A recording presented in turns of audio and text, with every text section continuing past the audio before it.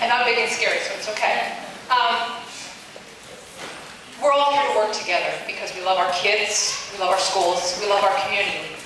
And I think people work together best when there's an open and honest dialogue. So let me start by saying, I'm the parent of a gifted child at 150, and I am incredibly invested in her education. That's why this means so much to me, because she will be coming to the academy. That's where I'm coming from. I know this isn't coming from you because I see your face and I see that you do understand and hear us. And thank you so much for coming out and listening to all of us. I know it must be very frustrating and scary. I'm looking at this slide and 129% lunch at 9:30, no art, no library, no computer. There's got to be something that we're missing. But until we understand what it is we're missing, we can't help you.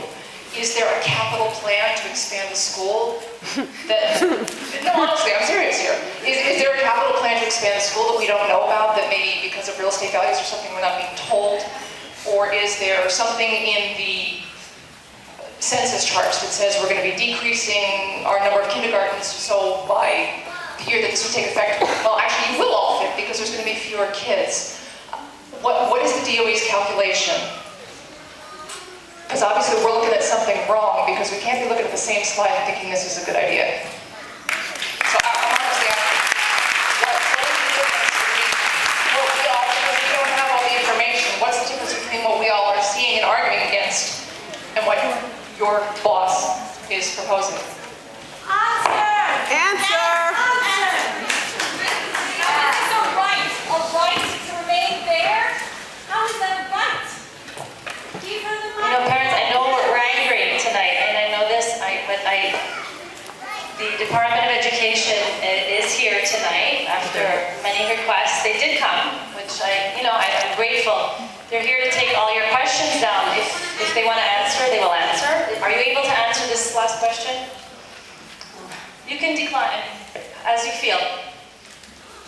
Somebody have a card. So we have, somebody has declined. We have somebody here? No, I wanted to speak.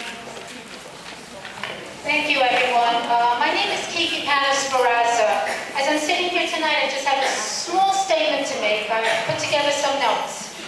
I'd like the DOE to know both my children graduated middle school here, at 122. Both my children received an excellent and well-rounded education here in 122. Tonight, I ask the DOE reps to go back tomorrow and to inform the mayor and the chancellor that taking away this successful program is a huge mistake. What they should do is take this successful program and implement it into other gifted and talented programs. Furthermore, to make the school a K-8 school will hurt junior high school 141. I call it junior high school 141 because I attended there. I know now it's called IS 141, but just so you know. The mayor and chancellor must understand they cannot take away students from junior high school 141. Junior high school 141 is our local middle school. Junior high school 141 is nothing but a successful middle school. And rumor has it that they are looking to make junior high school 141 into a charter school. Let the mayor and the chancellor know we are not going to allow them to intervene and ruin two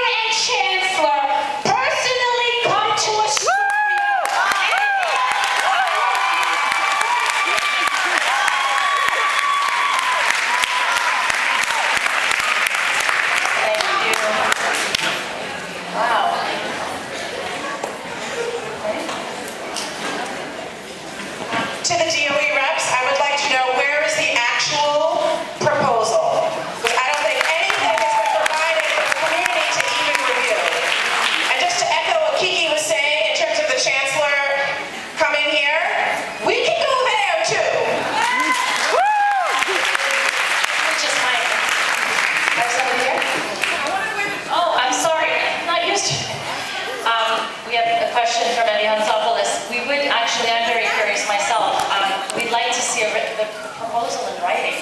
And actually, I want to add to that, where's the community outreach in all this? Aren't you supposed to reach out and figure out, is this a good thing for our community? Is that, and where's the written proposal? When will we see the written proposal?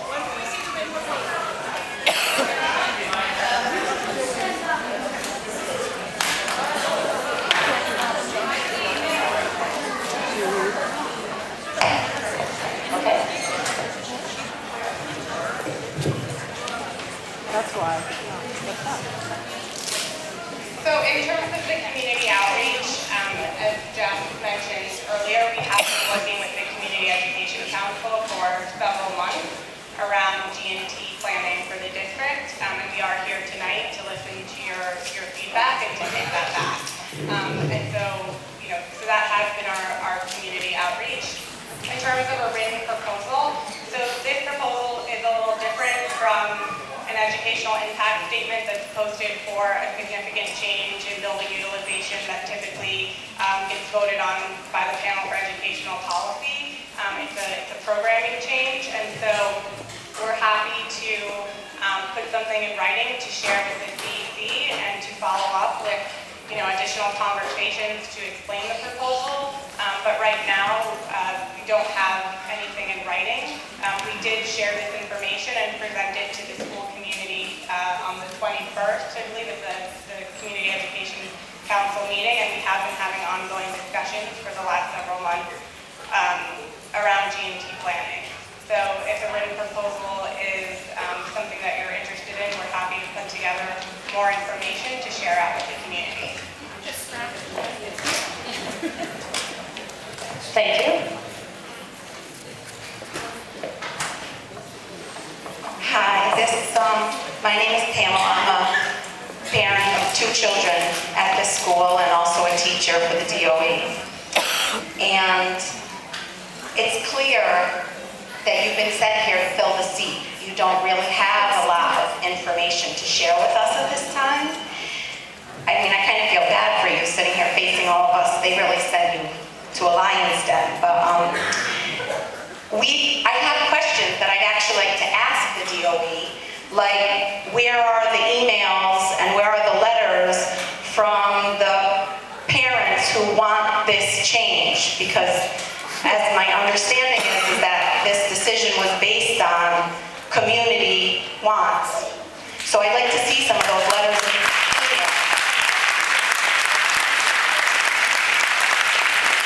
And my second question is really for you. How much of what we're saying here is actually going back to Chancellor Walcott? Because I don't see any notes, I don't see what, so my question is like, how much of this is really going to get back to him? Thank you.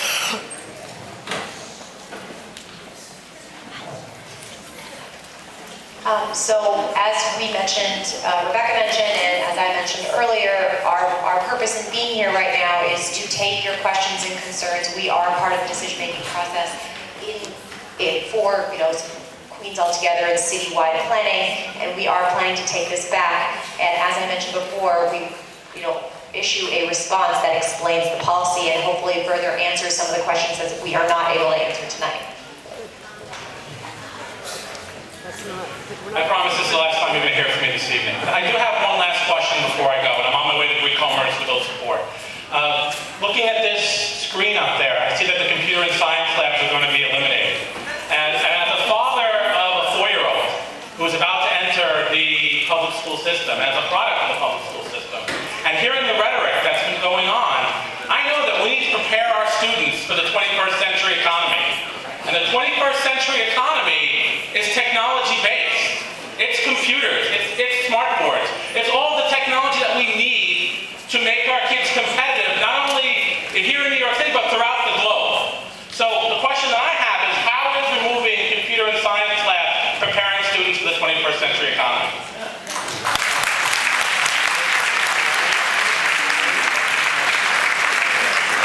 Anybody?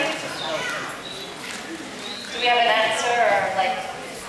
we feel that how are we going to fit these extra classes in here if we don't lose our resource rooms?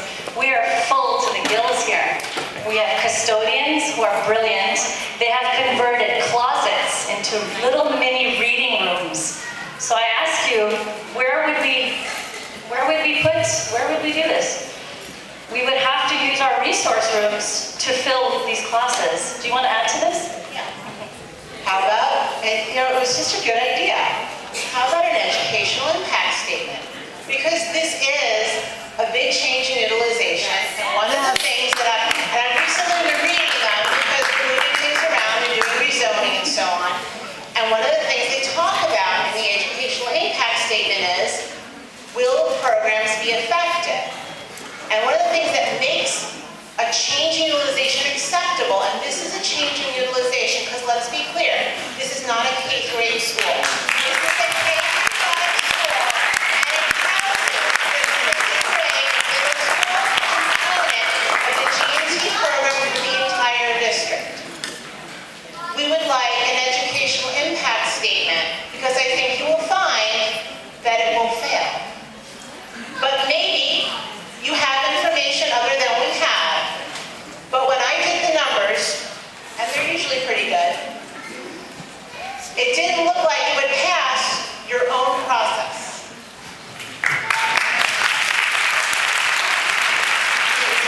Would you like to answer this issue, or is there any?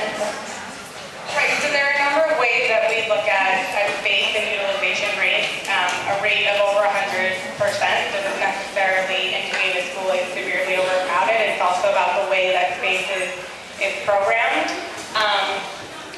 We do believe that there is sufficient space here for zone students to remain at the school should they choose. We also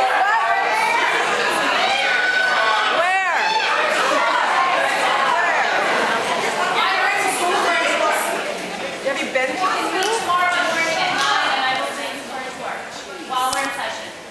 So, I mean, we're happy to detail the space in this building and what we're seeing, and to share that out with the community, but, the reduction of all of these rooms, I mean, that's not something that we anticipate. We do anticipate that the school will continue to be able to serve students in specialty classes and in cluster rooms, and so,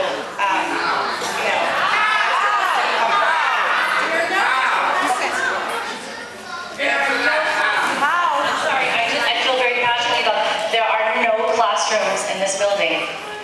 There are. Write that down! This is our multi-purpose room to do anything, and we work brilliantly together to utilize every inch that's left. There are no classrooms in this building. Taking a note. She's taking notes now. Yes. Sorry, I'll be quick. Hi, everyone. I'm Eric.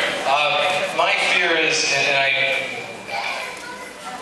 hope that no one here feels that they're attacking you personally. We're trying to attack the problem. I'm up here. I have a 6th grader who, very intelligent, just squeaked into the GT, and if there was 410 seats instead of 411, he wouldn't be here. I've had the privilege of serving in the school leadership team with the teachers and Ms. Sable, and can verify that they work hard to make everything work on nearly no budget, and the challenges each year were new and incredible, and how they overcame it was amazing. My fear here is that outside of here I also audition, and I feel like the same dynamic is at work here. We know as we walk into a room as an actor, if there's forgive me for age profiling a bit, but if there's a 19-year-old sitting at the thing and it's not the casting director, then we know it's not going back to casting. And my fear is that they didn't send, the superintendent and people, I think, who are policy makers to this session, and that bothers me a lot.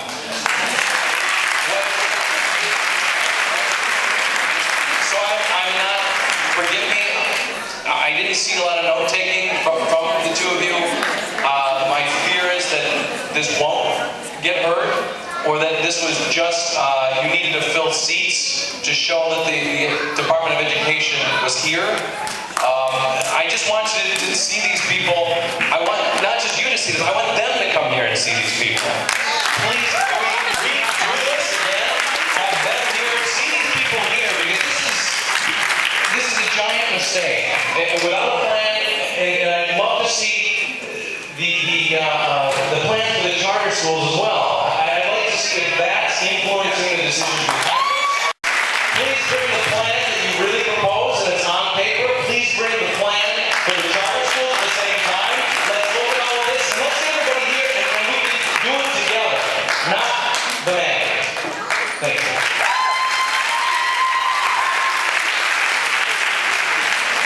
I have a very passionate sixth grader who would like to say something. Can we give her a warm welcome?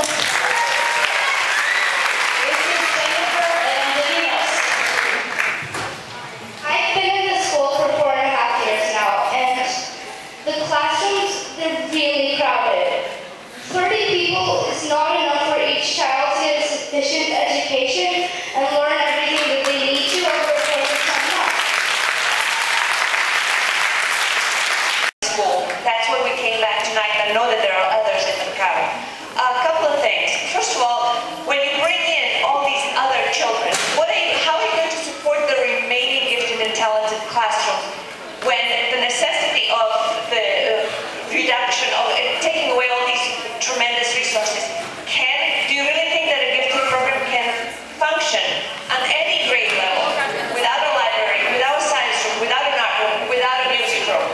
And it used to be that our kids had, there were 2 classes in the gymnasium for physical education at a time because it's so large. But that has become a necessity because otherwise they won't have a period of physical education, which is mandated by the city.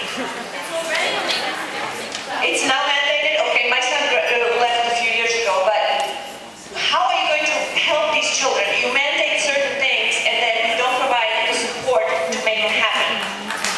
And my child received here the education that enabled him to go on to Hunter High School. He's very happy there.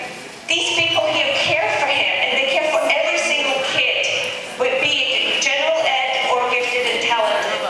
It's nice that you want the general ed kids to continue on, but the kids who are admitted as general education students and their parents don't expect them to stay here for 6, 7, and 8. You can't take away the seats when they're already so you have to deal with this evening, I believe it's also your task to not shy away from what you're hearing and to clarify some points you've made throughout the evening. The first was you addressed this being a proposal. Is this a proposal that was made with the G&T discussions, or is this a proposal generally against the general education? The general education discussions or mayoral decision? I don't think you need to clarify what proposal you were talking about and how these changes are being instituted in this district. You said the proposal changes, the changes